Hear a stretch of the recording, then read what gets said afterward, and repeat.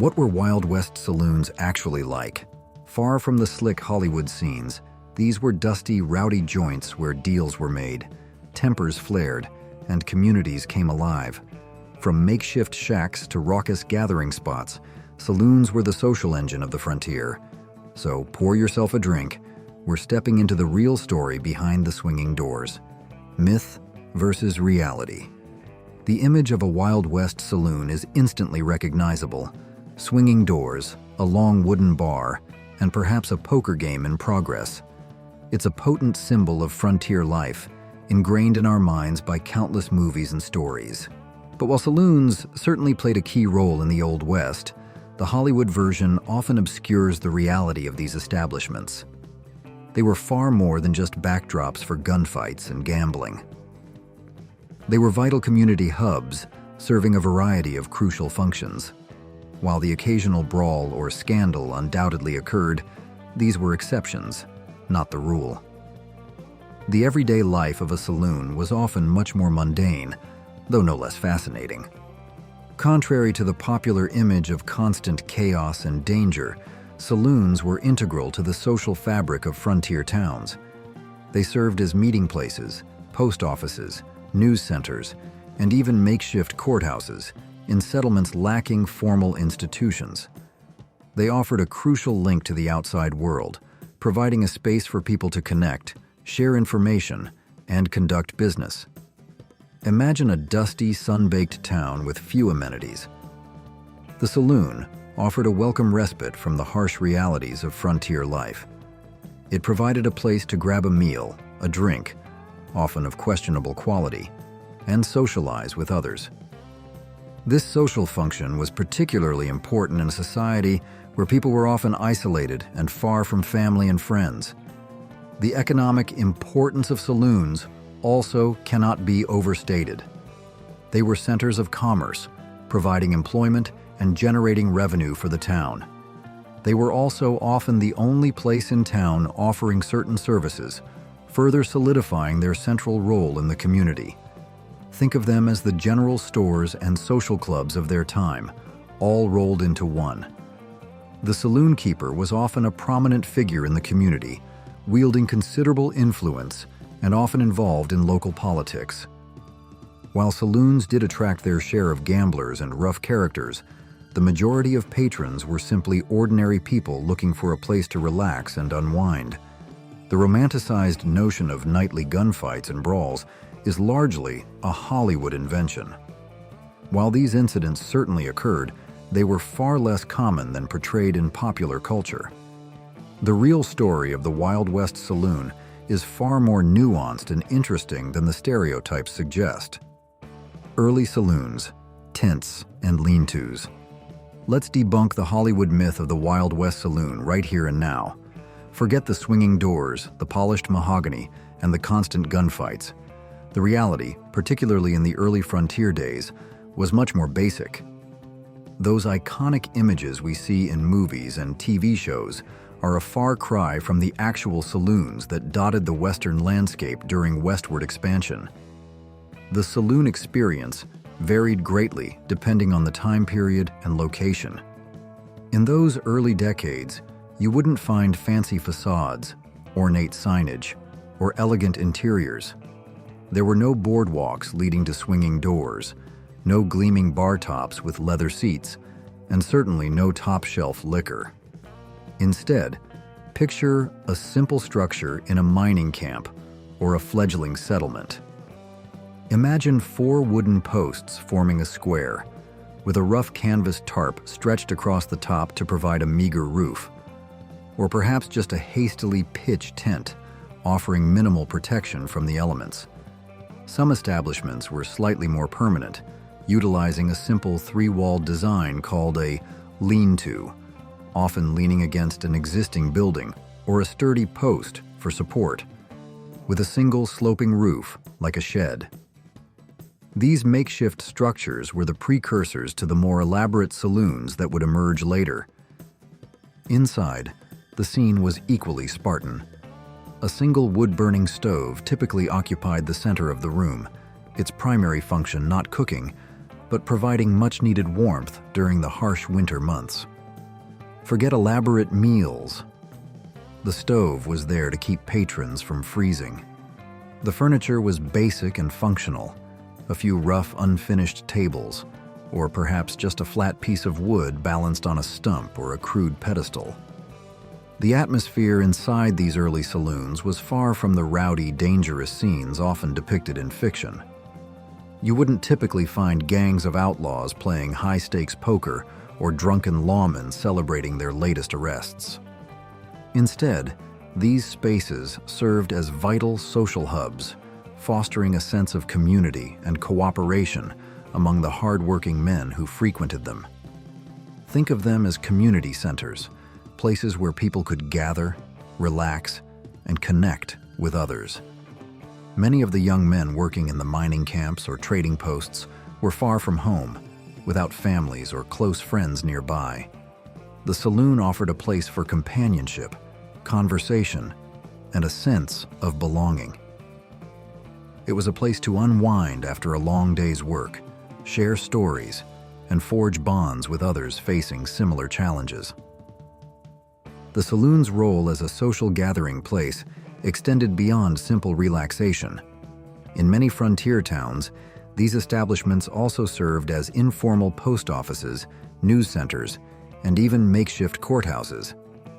They provided a vital link to the outside world, offering a space for people to exchange information, conduct business, and maintain connections with the wider community. The evolution of the saloon reflects the broader transformation of the West itself, from a rough and tumble frontier to a more settled and organized society. The early saloons, with their simple structures and focus on basic needs, represented the resourcefulness and resilience of those who carved out a living in this challenging environment.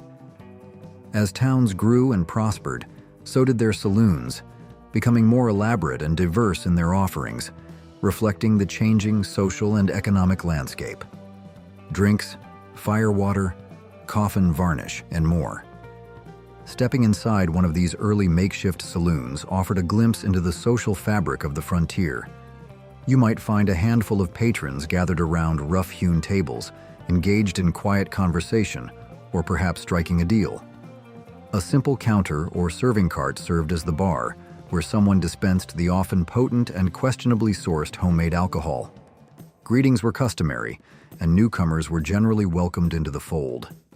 The clientele was a mix of working men, cowboys and ranchers discussing business, weary travelers seeking companionship, and laborers looking to unwind after a long day. The drinks themselves were a far cry from the refined beverages we enjoy today. Their colorful names like Tanglefoot, Tarantula Juice, Red Eye, and Coffin Varnish hinted at their often dubious ingredients and potent effects. Due to the scarcity of quality alcohol on the frontier, saloon keepers often improvised, mixing raw alcohol with whatever was available. Chewing tobacco, ammonia, gunpowder, turpentine, and burnt sugar were just a few of the additives used to enhance the potency or mask the taste of the less-than-ideal liquor. These concoctions were definitely not for the faint of heart. One of the most popular and well-known drinks of the era was firewater. This term, which entered common usage through interactions with Native American tribes, didn't refer to a specific cocktail, but rather to any strong alcoholic beverage, particularly whiskey. The origins of the name lie in a clever demonstration used by early traders to impress potential customers. To showcase the high alcohol content of their whiskey, they would pour it onto a fire, causing the flames to erupt in a dramatic display. This firewater proved the potency of the liquor, and the name stuck, becoming a permanent fixture in the lexicon of the Wild West. Have you ever visited a historical saloon or seen one in person? Share your experience. Prices and no ice. Forget the modern luxury of a perfectly chilled drink. In the early Wild West saloons, beverages were typically served at room temperature, or even warmer, often hovering between 55 and 65 degrees Fahrenheit. Ice was a luxury not readily available on the frontier, especially in remote mining camps and settlements. Artificial refrigeration was still decades away, so patrons had to acquire a taste for lukewarm whiskey, beer, and those potent homemade concoctions. It wasn't until the 1880s, with pioneers like Adolphus Busch implementing artificial refrigeration in the brewing process, that the idea of enjoying a cold beer became widespread. Once you had your drink in hand, it was time to pay up. The cost of a beverage varied considerably depending on the location and the type of establishment. In the rough-and-tumble saloons of the early frontier, those simple tents and lean-tos, drinks were generally cheap, catering to a clientele with limited funds. Cowboys, miners, and travelers often operated on tight budgets, so a few cents for a shot of whiskey or a pint of beer was the norm. However, venture further off the beaten path, and prices would rise accordingly. In remote regions like the Yukon Territory, where supplies were harder to come by, a single shot of whiskey could set you back a hefty 50 cents, a significant sum at the time. This price reflected the higher cost of transportation and the challenges of getting goods to these isolated areas.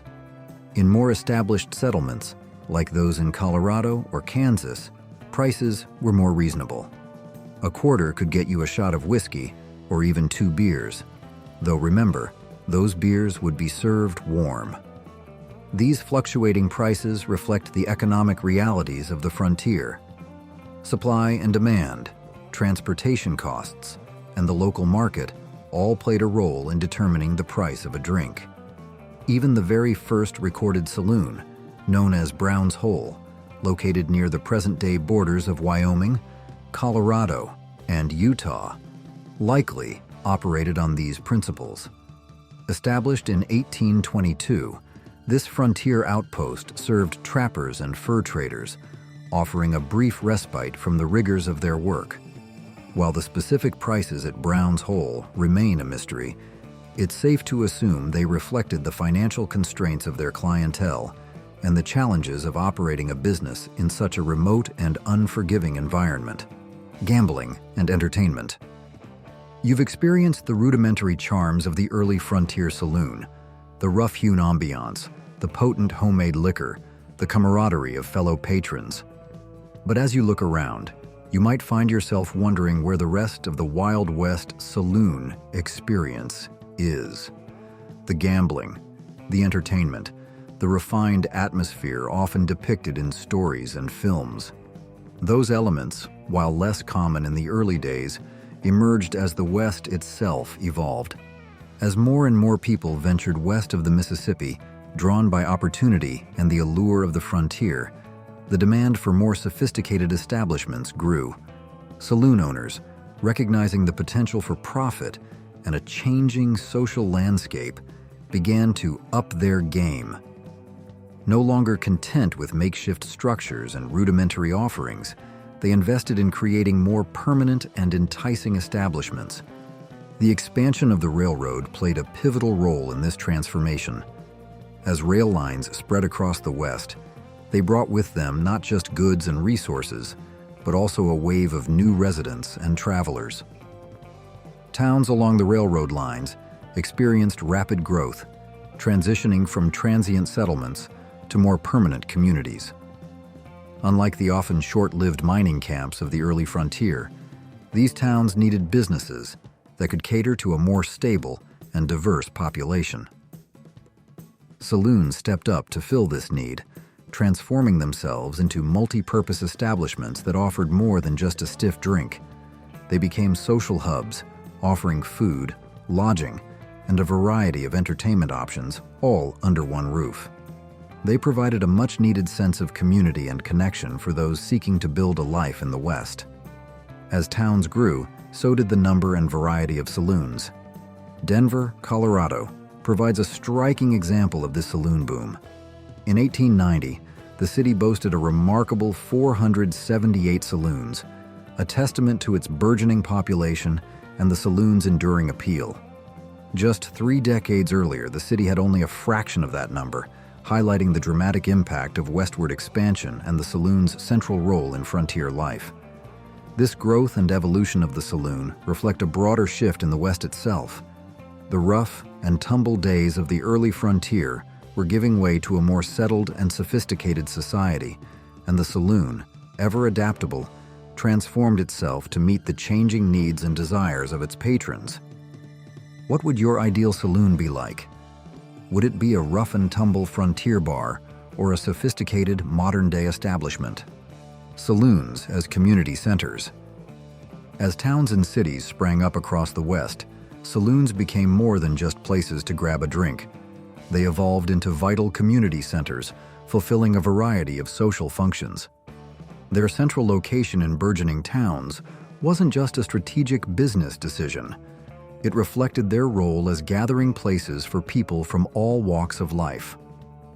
In many frontier communities, saloons were the only establishments large and versatile enough to host town meetings, elections, and even religious services. They filled a void, providing space and resources that were often lacking in these newly established settlements. It wasn't unusual for saloons to close their doors to regular business on Sunday mornings, making way for traveling preachers to hold sermons and services. This practice highlights the saloon's adaptability and its importance to communities that often lacked dedicated churches or meeting halls. They served as informal town squares where civic matters were debated, decisions were made, and social connections were forged. Saloons also provided a platform for economic opportunity. Some functioned as makeshift employment agencies, hosting job fairs where employers could connect with potential workers, a vital service in a region experiencing rapid growth and attracting fortune seekers from far and wide. Some enterprising saloon owners expanded their services even further, incorporating lodging and trading posts into their businesses. These multifaceted establishments became true community hubs, offering a wide range of goods and services under one roof, catering to the diverse needs of frontier communities. While saloons generally welcomed patrons from all walks of life, the social and racial prejudices of the time were also reflected in these establishments. In some areas, particularly in former Confederate states like Texas, segregated saloons emerged, catering to specific racial demographics. However, as you ventured further west, this segregation became less prevalent, perhaps reflecting the more fluid and integrated nature of frontier society in those regions. The saloon, in many ways, served as a microcosm of the evolving social landscape of the West. It reflected both the inclusive spirit of frontier communities and the persistent divisions that shaped American society at the time. The saloon evolves, decor and drinks. As towns thrived and expanded, so did their saloons, evolving from those early makeshift structures to more permanent and elaborate establishments. Gone were the days of dirt floors and bare-bones furnishings. Upon entering one of these newly established saloons, you'd likely be greeted by the sight of polished wooden floors and walls adorned with decorations reflecting the local character and interests. Saloons on the Great Plains, for example, might feature cowboy paraphernalia and saddles, while those nestled in the Rocky Mountains might showcase hunting trophies like antlers and bearskins. This effort to create a more visually appealing and thematic atmosphere demonstrates the growing sophistication of saloon culture and the desire to offer patrons a more immersive experience. In smaller towns or less affluent areas, saloons might still maintain a more utilitarian approach, with a simple bar counter and a few benches for seating. However, in larger cities, particularly those along the bustling Pacific coast, saloon owners spared no expense in creating grander and more opulent spaces. Large ornate mirrors, sparkling chandeliers, and other decorative flourishes transformed these establishments into showpieces of their communities, reflecting the newfound prosperity and sophistication of the booming West. These upscale saloons provided a taste of elegance and refinement, attracting a wealthier clientele and solidifying the saloon status as a social and economic hub. Upon entering, your gaze would likely be drawn to the bar, often the heart of the establishment. There, you'd find the bartender, a figure who often embodied the entrepreneurial spirit of the frontier. In many cases, the bartender was also the owner and operator, responsible for every aspect of the business, from mixing drinks to maintaining order to managing finances. They were the face of the saloon, interacting with patrons from all walks of life, dispensing drinks, settling disputes, and generally keeping things running smoothly. Bartenders, the professors of the saloon. The bartender was a true jack-of-all-trades, a pivotal figure in the Wild West saloon. Far more than just someone who poured drinks, they were often the enforcers, the entertainers, and the heart of the establishment. Picture this. In between serving up drinks, the bartender might have to break up a fight, organize a card game, or even step in as a bouncer, all while keeping a watchful eye on the crowd. It wasn't uncommon to find a rifle or shotgun stashed discreetly behind the bar, just in case things got out of hand. Bartenders also played a crucial role in curating the entertainment, hiring musicians, managing gambling operations, and overseeing the performances of dancers and singers. They were masters of multitasking, often responsible for everything from mixing drinks to keeping the books to sweeping up at the end of the night, especially in smaller establishments where hired help was scarce. Skilled bartenders were highly sought after, sometimes traveling from town to town to lend their expertise to establishments lacking a proper mixologist. In fact, some particularly renowned bartenders earned the honorary title of professor, a testament to their knowledge of spirits, their ability to craft a good cocktail, and their overall mastery of the saloon's operations. By the turn of the 20th century, bartending had become a recognized profession, with an estimated 50,000 individuals across the United States earning a living serving drinks. This surge in numbers led to increased competition and a drive to elevate the craft. Saloon patrons began to enjoy a wider variety of higher quality drinks, from carefully crafted cocktails to imported liquors, as well as the increasingly popular cold pasteurized beer thanks to advancements in refrigeration. The bartender's evolution from a dispenser of rough and ready drinks to a skilled craftsman reflected the broader changes sweeping across the West. Saloons were becoming more sophisticated and customer-focused, and the bartender, with their diverse skill set and engaging personality, emerged as a central figure in this transformation. No bar stools and communal towels, yuck. Now picture yourself at the bar, ready to enjoy your drink. Instinctively, you reach for the bar stool, but wait. You'll quickly find that classic saloons lacked this modern convenience. Instead of bar stools, most establishments featured a long metal foot rail running along the base of the bar, a few inches above the floor. Patrons would prop a foot on this rail, leaning forward in a more casual and communal posture. If you wanted to sit, you'd have to snag a table, which might be in high demand depending on the saloon's popularity and the time of day. And when it came time to wipe the foam from your mustache or mop up a spilled drink, forget about reaching for a napkin. In the Wild West saloon, hygiene wasn't exactly a top priority. A communal towel, often looking worse for wear, was typically provided, usually clipped discreetly beneath the bar. While this practice might make a modern-day germaphobe cringe, it was simply part of the rough-and-tumble reality of saloon life.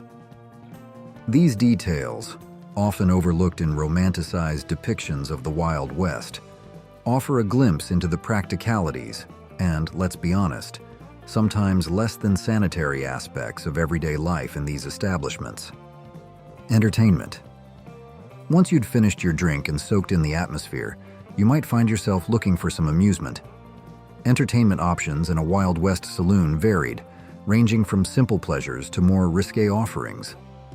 Some establishments provided live music, often a solo musician like a fiddler or pianist, providing a lively backdrop for the evening.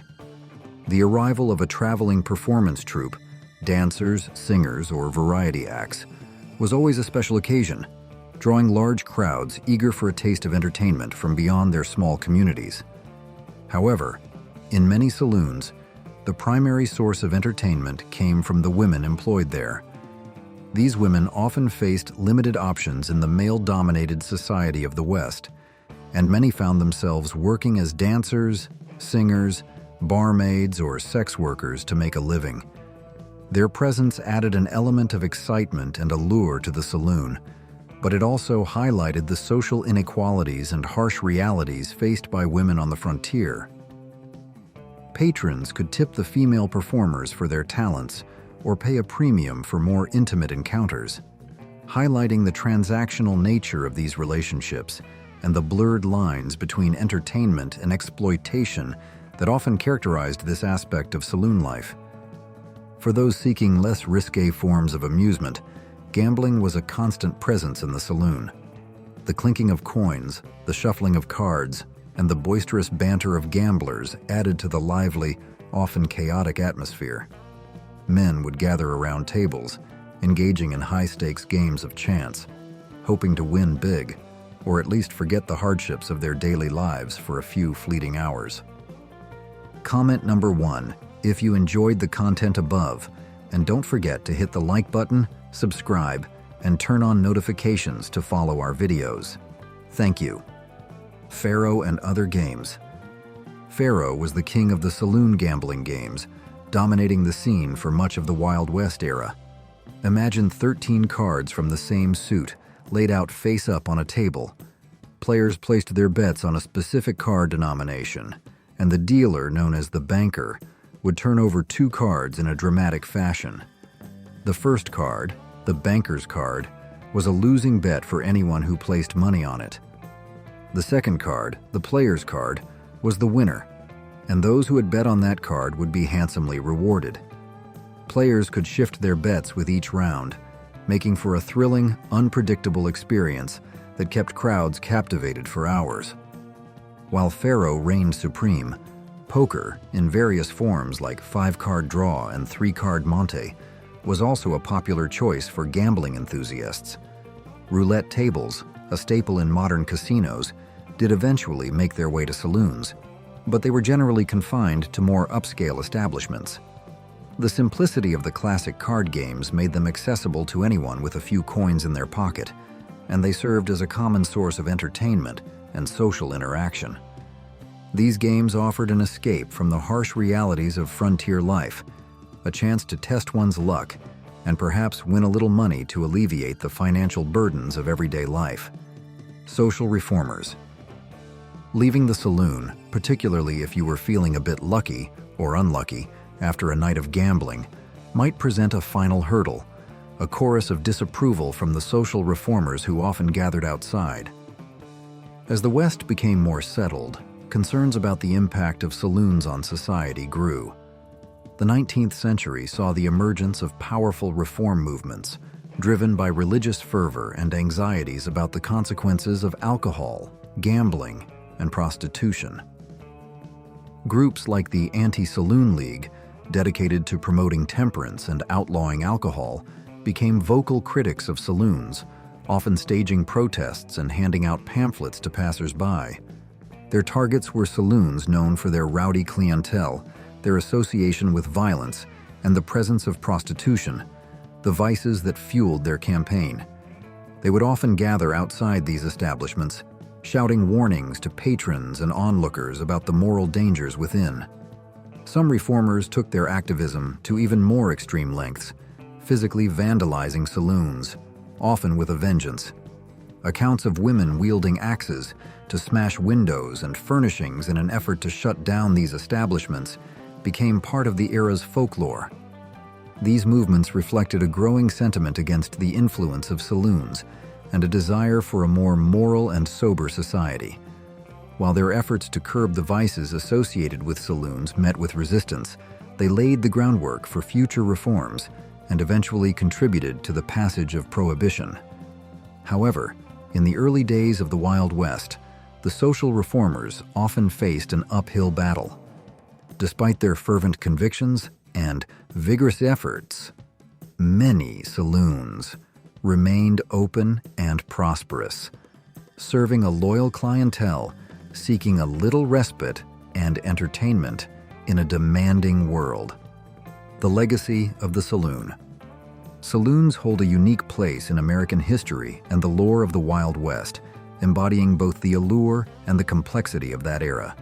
While Hollywood often paints a dramatic and sometimes inaccurate picture of these establishments, the reality is far richer and more multifaceted. Saloons served as vital social and economic hubs, reflecting the dynamism and challenges of frontier life. They offered a space for people to connect, relax, and escape the realities of a harsh and often isolating environment. But their legacy is not just about drinks, gambling, and rowdy nights. Saloons were also places of community, providing essential services, hosting gatherings, and even serving as makeshift courthouses and post offices in some towns. They played a role in shaping the cultural and political landscape of the West, reflecting both the inclusivity and the social divisions of the time. They also served as a backdrop for a remarkable era of American history, filled with adventure, hardship, and the pursuit of a new frontier. It's easy to get swept up in the romanticized images of the Wild West, where everything seems bigger, bolder, and more dramatic. The saloon, as a central player in this mythology, is often portrayed as a place of constant excitement and danger, a hotbed of violence, and a haven for outlaws and rogues. However, the truth is much more nuanced. Saloons were simply places where people gathered to unwind, socialize, and find respite from the often demanding realities of life on the frontier. They were, in many ways, an expression of human nature itself, a blend of the mundane and the extraordinary, the gritty and the glamorous, the community-driven and the self-serving. When we think of the Wild West, cowboys and saloons usually come to mind, but behind the scenes, powerful women were shaping frontier life, madams who ran the brothels and often controlled more than just their businesses. Today we uncover the secret lives, struggles, and influence of the West's most legendary madams. The Wild West and the role of the madam.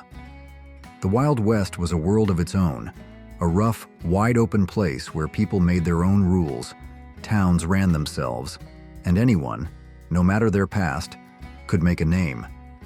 For women, especially, it offered something rare for the time, a chance at independence. With limited job options, many turned to what was known as the sporting life. In this rugged, male-dominated frontier, some women took control of their destinies by running brothels. These women were called madams. Many started with nothing, often coming from hardship, but they worked tirelessly to build success, and sometimes even wealth. A madam wasn't just a figurehead, she managed the entire operation. That meant overseeing employees, handling money, keeping the property up, and protecting her business in a world where women had very few legal rights or social protections. Back then, terms like sporting women, ladies of the line, soiled doves, and painted ladies were commonly used to describe women working in the trade. Soiled dove was especially harsh. It was society's way of marking a woman as fallen or morally ruined. Some were shunned, while others gained a certain level of respect, especially if they gave back to the community through charity. One thing that made the American West different? The presence of women in saloons. East of the Missouri River, that was almost unheard of, except in German beer halls. In the West, two kinds of bad girls were known: the painted ladies who worked in brothels and cribs, and the saloon or dance hall girls. Most saloon girls weren't sex workers, unless they were stuck in the seediest joints. Still, even though respectable women looked down on saloon girls, they often drew a sharp line between them and those directly involved in the trade. The business model and big profits. Running a parlor house, or high-end brothel, was often a highly profitable business. The most successful madams were savvy entrepreneurs. They didn't just earn good money, they invested it too, buying up land, fine horses, and valuable property. The most elite establishments, known as first-class places, were fully furnished and took pride in their luxurious offerings. We're talking top-shelf bourbon, imported wines, fine cigars, and private dinners served with champagne. Patrons could sit around the piano, sing with the girls, and enjoy an upscale night on the town. At these high-end parlor houses, visits were often by appointment only. The women's rooms were almost always located upstairs, and a typical house had anywhere from 6 to 12 girls, plus the madam herself, who personally chose the clients she served. Some madams were so exclusive, they charged as much as $1,000 per visit, like Pearl DeVere of Cripple Creek, Colorado. In return, madams offered the women under their care certain protections. They often hired bouncers to keep rowdy or dangerous men out, and in many cases, provided food and housing. But in other towns, the women had to pay rent. The madam would then take a cut of the girls' earnings. How much depended on the house and the services offered. Julia Boulette. One of the most enduring legends of the Wild West tells the story of Madame Julia Boulette, who was so beloved by the men of her mining town, Virginia City, Nevada, that they named her Queen of the 4th of July Parade in 1861. She didn't just wave from the sidelines. Julia rode proudly atop a brand new fire engine during the parade, a fitting role for someone who had also been made an honorary member of the local fire department. Even during her lifetime, Julia's story was wrapped in mystery, gossip, and myth. Some claimed she was born in England, but researchers now believe she was actually born in Mississippi. Details about her early life remain scarce, but we do know she arrived in Virginia City shortly after the Comstock Lode silver boom, one of the very few single women in a town full of miners. Chances are, she came there with one clear goal: to work in what was called the sporting life. But Julia stood out, not just because of her beauty or business sense, but because of her kind and generous heart. Stories of her bravery include helping to fight fires, caring for the sick, and giving shelter to the homeless. She ran her business from a modest house in the city's red light district and quickly became one of the most well-known and successful women in town, going toe-to-toe with the best-run establishments in the area. Tragically, Julia's life was cut short in 1867 when she became the victim of a brutal crime. She was strangled and robbed in her own home. Her death rocked Virginia City. Hundreds came to her funeral, a powerful sign of just how respected and loved she was in her community. To this day, the mystery surrounding Julia Boulette's murder continues to capture the imagination of Wild West historians and storytellers alike. Belle Brazing. Belle Brazing's life started hard and didn't get easier for a long time. But through grit, charm, and sheer will, she built one of the most successful careers of any madam in American history. Born in 1860 in Lexington, Kentucky, Belle was the daughter of Sarah Ann Cox, a woman struggling to survive. Sarah married a man named George Brazing, who was reportedly an abusive alcoholic and eventually abandoned the family. To support herself and her daughter, Sarah worked part-time as a seamstress, and at times in the trade. As a teenager, Belle found herself in the middle of a scandalous love triangle, one that ended with a man dead, another on the run, and Belle left pregnant. She gave birth and stayed with her mother, even after marrying the child's father. But just a few months later, tragedy struck again. Her mother died, and their landlord quickly repossessed the house. With nowhere to go, Belle made a bold decision. She entered the sex trade. It didn't take long for her to rise to the top. She even worked out of a former residence of Mary Todd Lincoln. Before long, Belle had become one of the most famous madams of the Wild West. When she struck out on her own, Belle built up a loyal clientele, men of influence and means, who helped fuel her growing business empire.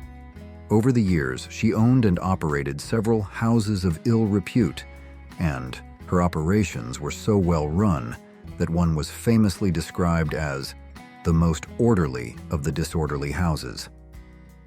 Belle allowed her workers to keep most of their earnings, and she made her profit primarily through liquor, especially high-end champagne, which she made sure to stock at all times. Her business thrived in Kentucky until the Prohibition era forced her to close down.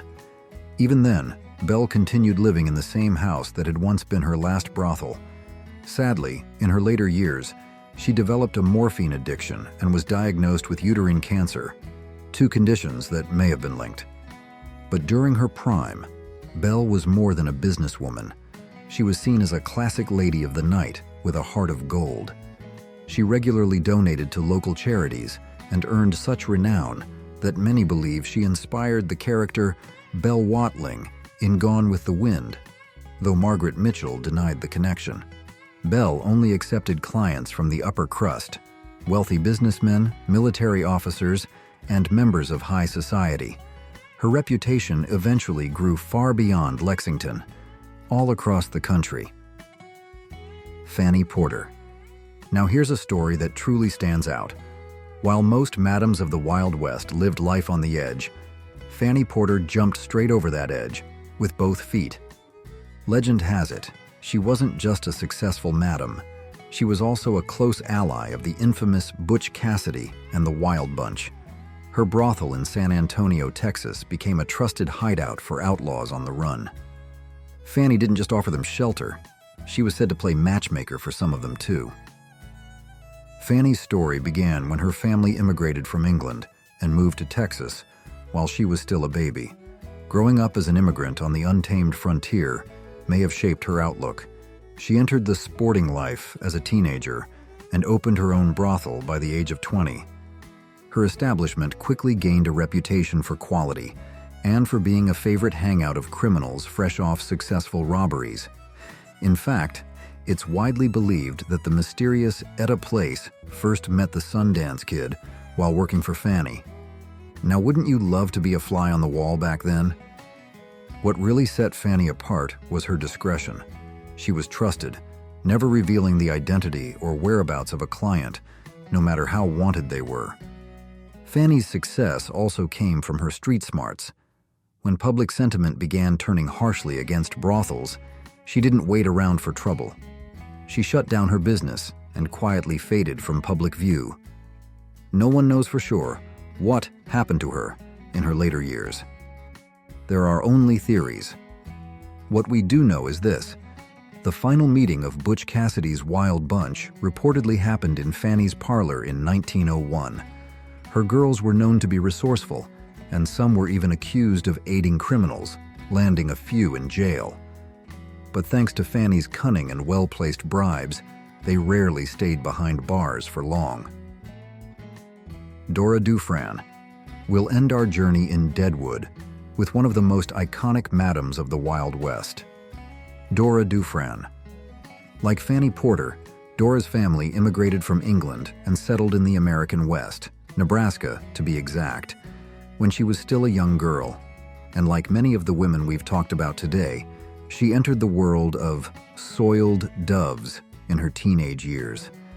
The exact path that led her there is unclear, but we do know this: she began working in the trade at a very young age, and when the gold rush hit, she headed straight for Deadwood. From the moment she arrived, Dora declared herself a madam. She may have started out with nothing more than a tent or two, but she didn't stay small for long. Over time, she built a thriving business empire, one that lasted until her death in 1934. Dora wasn't just successful, she was also well-connected. She was friends with some of the most famous names in Deadwood. Calamity Jane reportedly worked for her now and then, perhaps as a cook or housekeeper. In fact, it's said Calamity visited Dora's house the night she passed away. Dora later published a short booklet about Calamity's life, based on stories told to her before Calamity died. She also counted Charlie Utter among her friends. Yes, the same Charlie who was known for riding with Wild Bill Hickok. Rumor has it, he even helped Dora recruit employees for her houses. Known for her quick wit and sharp business instincts, Dora expanded her operations across Deadwood and other frontier towns. Her name carried weight, and her reputation gave her access to some of the era's most legendary figures. When she passed, Dora Dufran was buried in the Deadwood Cemetery, alongside frontier legends like Seth Bullock, Calamity Jane, and Wild Bill Hickok. And yes, even her beloved pet parrot. Pearl de Vere. Pearl de Vere was the dazzling and mysterious Madam of Cripple Creek, Colorado, and the proud owner of the lavish Old Homestead brothel. As glamorous as the parlor she ran, Pearl was known not just for her elegance, but for employing some of the most beautiful and well-cared-for women in the West. She made sure her girls were always dressed in fine clothing and received proper medical and financial care, an unusual level of support for the time. Pearl reportedly charged up to $1,000 per client, serving only the elite of society. And because she catered to such a high-end crowd, she kept her establishment every bit as refined. The Old Homestead was the definition of luxury. It boasted fine furniture, elaborate decor, and, get this, not one, but 2 full bathrooms, a rare extravagance in that era. It wasn't just a brothel, it was an experience. Pearl even added gambling tables, creating a full suite of sins, pleasure, drink, and cards, all under one roof. Her clients came from far and wide, even as far as Denver. To maintain the integrity of her house, she required men to bring letters of recommendation before being allowed in. That's how exclusive it was. Pearl herself was a former seamstress, and she loved to show off her success. Often seen riding through the Gold Camp in a lavishly decorated carriage, turning heads wherever she went. Her death was as dramatic as her life. She was found in her room, wearing an exquisite $800 seashell pink chiffon gown imported from Paris. It's believed she accidentally overdosed on morphine, a common sleep aid at the time. Her passing shocked the town. To this day, the Old Homestead still stands, preserved as a museum, keeping her memory alive. And of course, Pearl wasn't the only one to leave her mark. There were many other legendary madams of the West, including Eleanor Madame Mustache Dumont, Josephine Chicago Joe Hensley, Molly Johnson, Squirrel Tooth Alice, a tough-as-nails Texas madam known for her prominent teeth and many children by different men, and Jenny Rogers, the famous rival of Mattie Silks and the woman behind Denver's luxurious House of Mirrors. Which madam's story surprised you the most, and why? Dora Dufran, another famous name, began working in the business as a teenager. Power, influence, and community. Madams held serious power, not just over their businesses, but in their towns too. They often had sway over law enforcement, community planning, and even local politics. With the constant threat of legal crackdowns hanging over them, many used charm, or bribes, to stay in business. These women were sharp operators, doing whatever it took to keep their houses running, even as laws shifted around them. Believe it or not, many local businesses thrived thanks to the traffic brothels brought in. Madams became key players in the local economy, contributing through unofficial taxes, fines, and donations, especially to corrupt police who turned a blind eye. They were also expected to give back through charity. Belle Brezing was famously known as a lady of the night with a heart of gold. She supported local charities so generously that some believe she inspired the character Belle Watling in Gone with the Wind, though author Margaret Mitchell denied it. Jessie Reeves, another well-known madam, donated to homeless shelters, supported children, and even supplied blankets and food to firefighters during major wildfires that threatened to destroy the town. Some madams were closely tied to the criminal underworld. Fanny Porter, for example, was known to be friendly with Butch Cassidy's Wild Bunch. She ran a discreet, trusted brothel that often served as a hideout for outlaws. Fanny even played matchmaker for some of them, and never, ever turned in a fugitive. In fact, the Wild Bunch is said to have had their final group meeting at her place in 1901. Of course, running a brothel wasn't without danger. Violence was always a risk. Kurt Thompson, a madam in Virginia City, Nevada, was known for her fiery temper and fistfights with both customers and staff.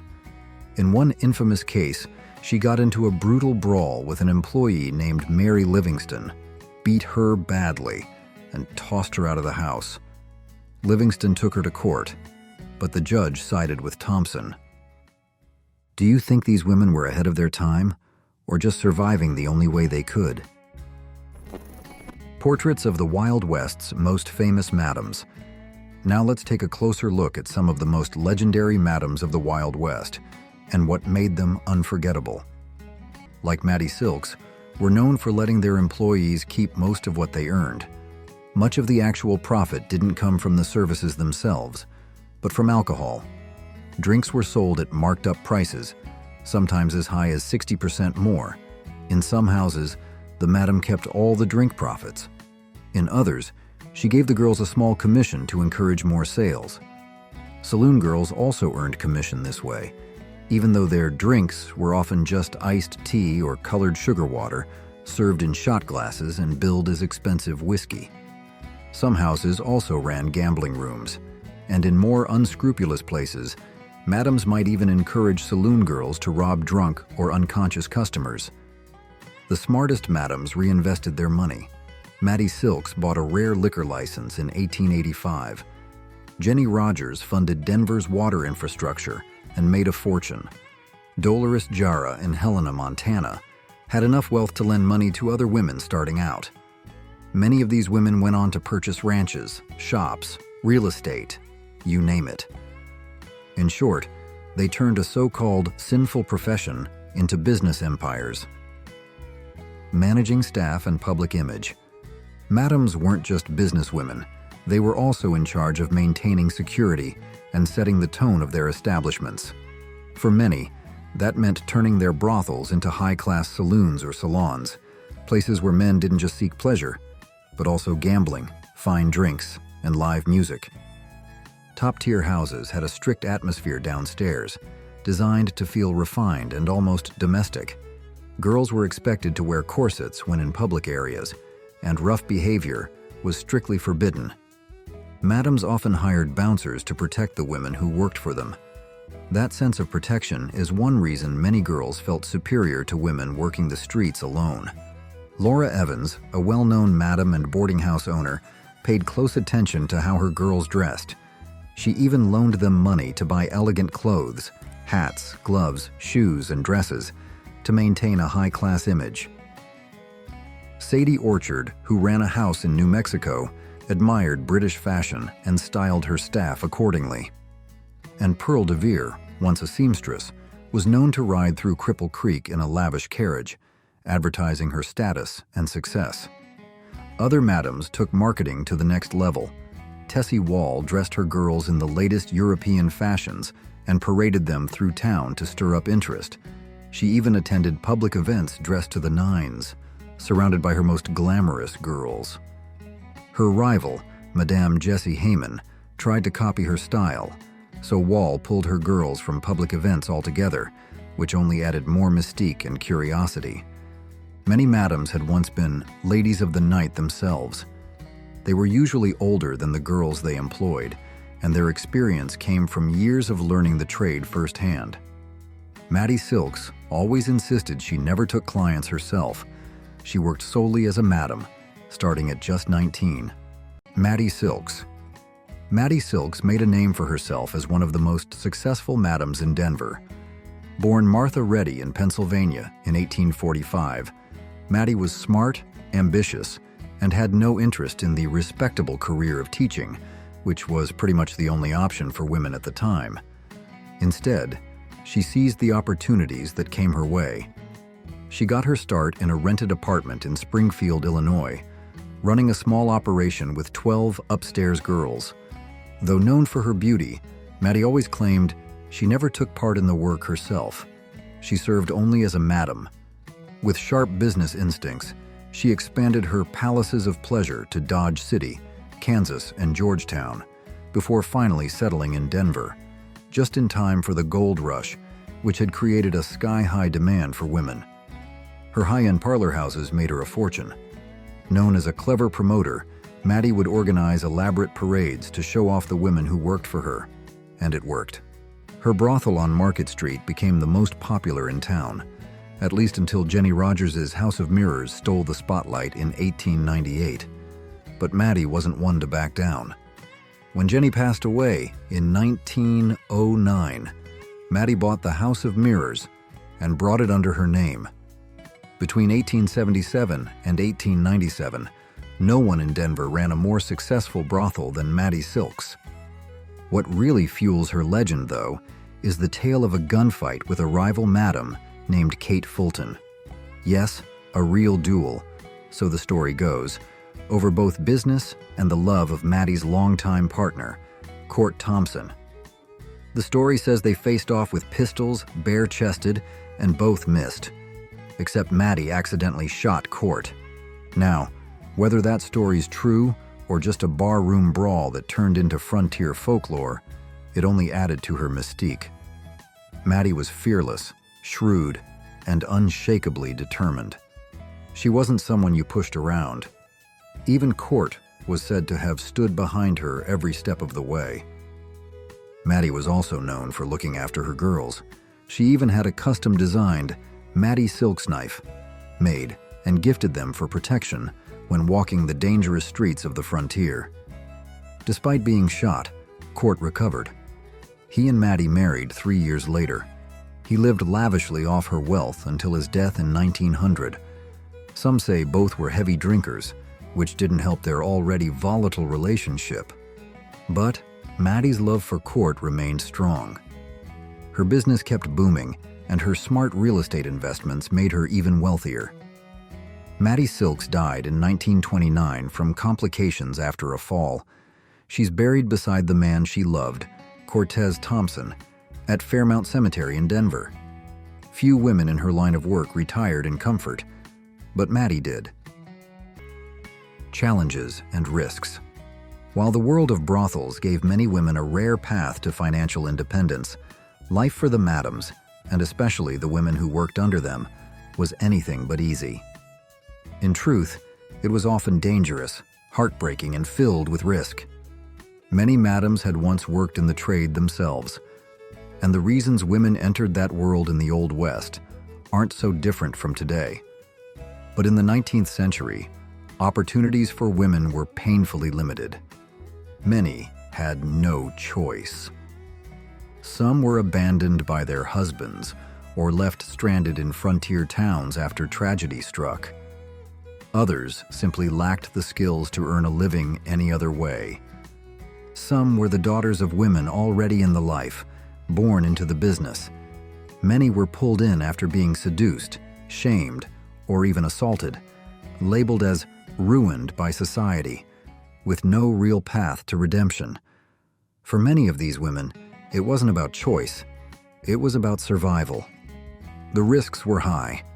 Health issues were widespread. Tuberculosis, known back then as consumption, was common, along with untreated infections and diseases like syphilis. Failed abortions, often self-induced, claimed countless lives. Birth control was unreliable, and abortion, though dangerous, was widespread, even among so-called respectable women. Violence was always a threat. Fights between clients, workers, or even madams themselves could turn deadly. In Virginia City, for example, Madam Kurt Thompson famously assaulted an employee named Mary Livingston. Although Livingston took her to court, Thompson was ultimately acquitted. Addiction was another dark shadow. Madam Belle Breezing became dependent on morphine in her later years. Others turned to alcohol or opium. Laudanum, a mix of alcohol and opiates, was sometimes slipped into drinks or smoked. Suicide was tragically common. Madame Sufi died of an overdose in 1877. Pearl de Vere, as we've heard, also died from accidentally taking too much morphine. And Maddie Silks and her lover Court Thompson were both known to struggle with heavy drinking. Not all madams were kind either. Some were ruthless businesswomen who took 100% of their girls' earnings in exchange for room and board. If a client paid $5, the girl might not see a dime. Her share went toward housing, food, and clothes. If she didn't make enough, she could be thrown out. For many women, the Wild West was not a land of freedom, but one of survival.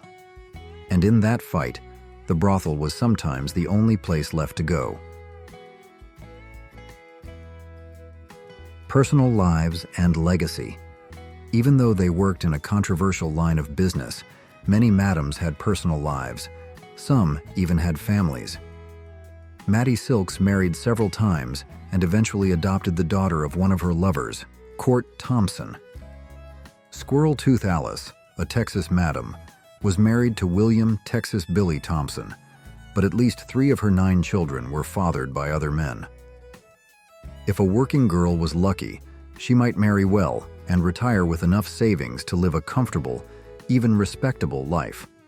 In the Wild West, asking too many questions about someone's past was considered rude, and most folks were too busy to care. Others used their earnings to open their own sporting houses, run saloons, or even work as abortionists, a grim but in-demand service at the time. These madams were, in many ways, the original boss ladies of the frontier. They turned knowledge of their trade into booming businesses and built personal empires. They gained influence, dressed in style, and created unique identities that stood out in a male-dominated world. Yes, their profession raised eyebrows, but their success was a powerful testament to resilience and grit in a world that wasn't built for them. These women were pioneers in their own right. They were bold and clever, sometimes ruthless, sometimes compassionate, and their self-made success tells us that frontier society was more complex and more layered than history often gives it credit for. And there you have it, Wild West saloons, raw and real, not just movie magic. From rough whiskey to raucous nights, they captured the true spirit of frontier life. Got a favorite saloon story or detail we missed? Share it below. And if this trip back in time moved you, like, share, and subscribe to Who Remembers. For more journeys into the past,